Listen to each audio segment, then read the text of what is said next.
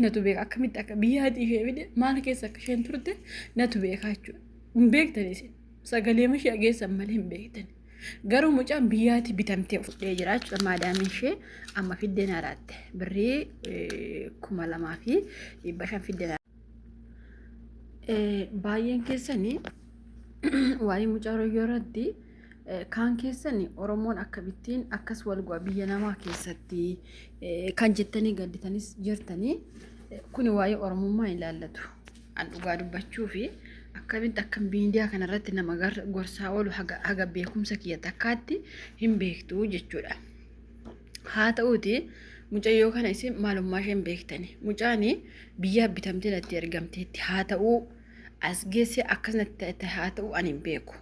Garuu mucittii kana kan fide ana qarshii kiyya baasee jechuudha.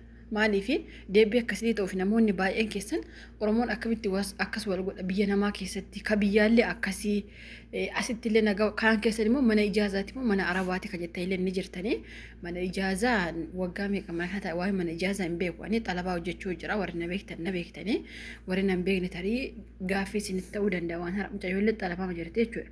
Tarii maaliif akkas iyyitanii kan jettaniif yoo ta'e anillee akka mana jaarsaaf jaartii jiru ni beektanii. Kuta kana asuma keessa yeroo hunda as keessa taa'ee viidiyoo waraabaa hin beektanii asuma taa'ee barrii gadi cufee isheen natti daawwalti hin kaasee jechuudha. Haa ta'uuti qarshii kiyyaa haga takka irraa fudhee jira. Isinii galee haga takka irraa fudhee jira jechuudha. Maadaamiin ishee amma fiddeen haaraatti birrii 2,500 fiddeen haaraaf laattee jechuudha. Baay'een keessanii maaf irraa fudhattaa maaf akkas ta'a kannaan jettanis jirtani. Mee ani wanta akkasitti himuu barbaada. An dhugaa rabbii mucittii kanarraa qarshii 5,000 takka 2 jedhee 5,500 itti kenne. Isinii galee baay'een keessanii maaf irraa fudhattaa kan jettanis ni jirtani. Kan immoo hin dhiisiin kan jettanis ni jirtani. Ani wanti gaaffii natti ta'e takka jira. Isin amma hordoftoota kee gaaffii isin gaafachuu barbaada. Warri maa irraa fudhattaa kan nam tokko maal jettaniyyuu viidiyoon mucayyoo fuula fa'aa waraabuu isa maal jettani. Osoo isheen hin beekin waraabeen viidiyoo sana isinii galee tarii maamiin fuula ishee maxxansuu diddee maal ka jettanii ani haga wal salphisnutti hin geenye. Ani koo nama mucittii kana fuula ishee waraabu miti uffata ishee irraa yaasee nama waraabuu danda'u jechuudha. Isinii galee uffata ishee irraa yaasee ishee aqaxaaqaxee nama ishee waraabuu danda'u. Isinii galee garuu ana akkas gochuun barbaanne salphisuun barbaanne isin garuu soodha mucittii kana salphisee yookaas immoo ajjeesee bor isin mannatti duuda hin beeka. Haa ta'uu ta'e karaa nagaa ishee gaafachuu jira. Amma maadaamii ishee birrii 2,500 natti laatte. Kanaaf ammallee birrii 3,000 jechuudha. An dhuguma rabbii isinitti hima. Yoo akka maalillee taatan rabbiin kun na argu mucittii kana birrii kiyya takka 2 jedhee fide. Walii deebisaadha kan itti ishee fide. Isinii galee ani amma wanti na aarsaa jiru maali beektanii isi warra koomentii kennu maa irraa fudhatta fa'aa kan jiru jira bara. Har'a isin birrii 5,000 eenyu isinii kenname biyya namaa kana keessatti ji'a 5 hojjettanii eenyu isinii kennu haa ta'u mee ji'uma meeqayyuu hojjedha. Isinii galee akkas jechuun qabdan. Ani immoo mucittii kana ammallee birrii kiyya kan irratti hafe birrii 3,000. Isinii galee birrii 3,000 ishee irratti hafa. Ammallee isallee hin dhiisu. Maaliif mucaa biyyaa gorsamtee qarshii natti nyaattee bitamtee ufte. Tokko lamaan biyyallee daawwalee gaaffeera. Karaa kamiin akka isheen natti bitamte karaa kamiin akka isheen dhufte hin beekaa jechuudha. Isinii galee anaaf fira kiyya ani garuu fira koo jedhee ishee fide. Isheen garuu halagaarraa birrii nyaattee biyyatti anatti diina taate ufte. Isinii galee amma baay'een keessanii akka ani mucittii itti dabee fa'itti ta'uu jira beeki. Akka ani mucittii fa'itti dabee itti natti taatan.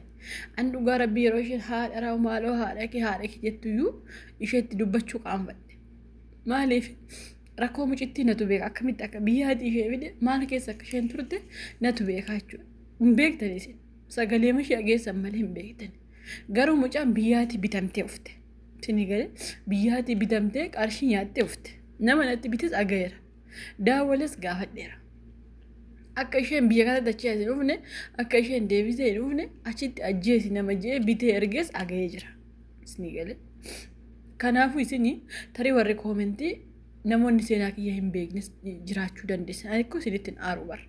Isinittiin aaru. Maaliif hin beektani keessa kiyyaas hin beektani seenaa kiyyaas hin beektan waan ta'eef ani isinitti hin aarre. Warri na beektan duraan na beektan. Warri seenaan kiyya dur maal akka ta'e beektan ni beektan. Garuu ani mucittii kana hojjetattee of jijjiirti malee biyya natti bitamtee ofti jedhee gonkumaa yaadeen beeku. Sigalee garuu isheen maal jetti biyya nama jireenya keetti jiraachaa jiru nama maalii ta'u namni bitee ergee kana namni abbaan fedhe akka jiraachaa jiru anillee beekaa isinillee beektani qabeenya kiyyatti mana kiyyatti akka namni jiraachaa jiru isinillee beektani ani durumallee of tasgabbeessee seera qabeessaan qarshii harkiyyatti qabadhee nama mana kiyya keessa jiru baasuu akka hin danda'u ofitti amanamummaa waan hin qabuufi. Ofitti amanamummaa nama sana akkaataa kamiin akkan baasuu danda'u waan hin beekuuf hin taa'aa jira.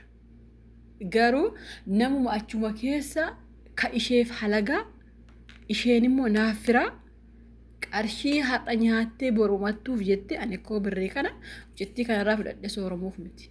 Sigalee otoo dhiisee fiillee mucittiin kun isin sooromtu kan abdeef ni yoomtu anis immoo kana fudheef hin sooromu. Garuu akkaataan isheen bitamtee ufte sanatu na ajaa'ibe. Ani koo qarshii kana kan gaaffeeyyuu seenaa akkaataa kamiin akka isheen biyya bitamtee ufte agaheen qarshii kiyya ishee gaaffe.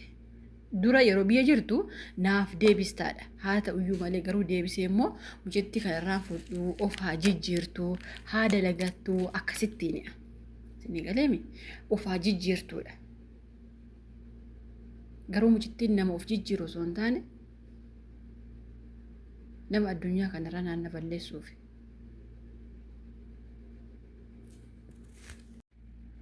Ani koo kana hundaa kan hin dhiise kan isheen maaloo haadha kee sana haadha kee maalii haadha kee jettu beekaa isheetti deebisuu dhiise. Ani immoo haadha isheen tokko haadha ishee kabajamtuudha. Akka ishee salphoo miti. Garuu ani akka maal ani nama amanuu kana baay'ee akka ulfaata. Ani dhugaa rabbi namni ati balleessiteef miti edda ka addunyaa kanarraa si balleessuu barbaadu jechuun ani karaa meeqa xaxanillee karaa meeqa waan barbaada godhanillee hima gala yoo rabbiin mana kanaa baatee galta yoo jedhirate hima gala. Garuu isheen akkas jetteef asitti si nafu.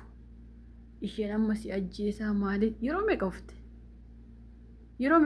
guyyaas misaa hojjedhee xiqqoo afuura baafadha jedhee soofaa marra gadi ciise.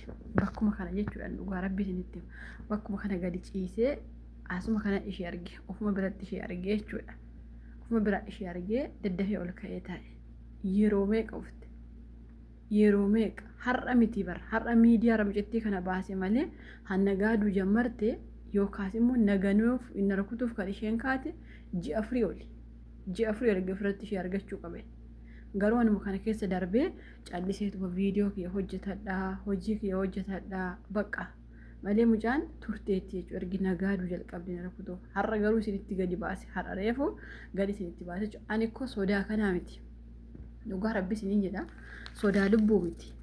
Kan miidiyaa xammallee gadi baase ilmi namaa kamuu maal akka ta'e namni kun akkamittiin akka amanamuu danda'u namni akkamittiin biyyaa na baase hadaraa kee ani biyyatti du'uufi ani akkasi sana siin jedhee gaafa xara qarshii keetiin biyyaa baastu immoo ofiifuu biyyaa bitamee birrii 100-2 biyyaa bitamee gaafa asitti bishaan na gootee ani reeffi kiyya gara biyyaa galu baay'ee takka gadda. Ani too aramni na ajjeeftee gara biyyaa na gashite natti tola.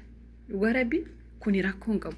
Namni illee gaafa sagalee sii ta'ee reeffa gara biyyaa gashaa maalii godha gaafa jedhan irraa bareeda araba ajjeesa jedhani. Har'a garuu dhiiga kooti jettee gaafati biyyaa fiddee akkasitti natti dhaadhattu. Guyyaa tokkoffaa sinitti meengadda viidiyoo kee keessatti dubbadheera. Sibaalaa gatuuf deemti. Albee baattee deemti. Amma cittiin kun maaluma taatee jedhaan. An dhugaa rabbitiin guyyaa tokko keessa guyyaa tokko viidiyoo kee keessatti dubbadhee beeka. Seenaa ijoollee irraa haasa'a malee waa'ee kee guyyaa takka dubbadhee beeku. Yeroo baay'ee albee baattee deemti. Guyyaa tokko bishaan banee dhufa. Bishaan ni beektani. Bishaan mana rafaa deelmoo kaaramni jettu achi banee dhufa. Sibaalaa gattee haaduu abaayee jala kanatti qabattee deemti. Ani mucittiin kun baduuf immoo nan gorsaa beeki yoo tarii ala yoo baate poolisiin si qaba paaspoortii kee gattee hin bahiini biyya ala keessa fiiguun faayidaa hin qabu hojjetadhu jedhee ishee gorsa. Edaa mucaan anumaaf albee baattee deemti.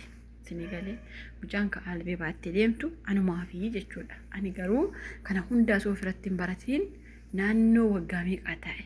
Haa ta'uyyuu malee galata rabbii ani ammuma ofirratti barachuu keessatti baay'ee taka gammada. Anis ofirratti bareeni.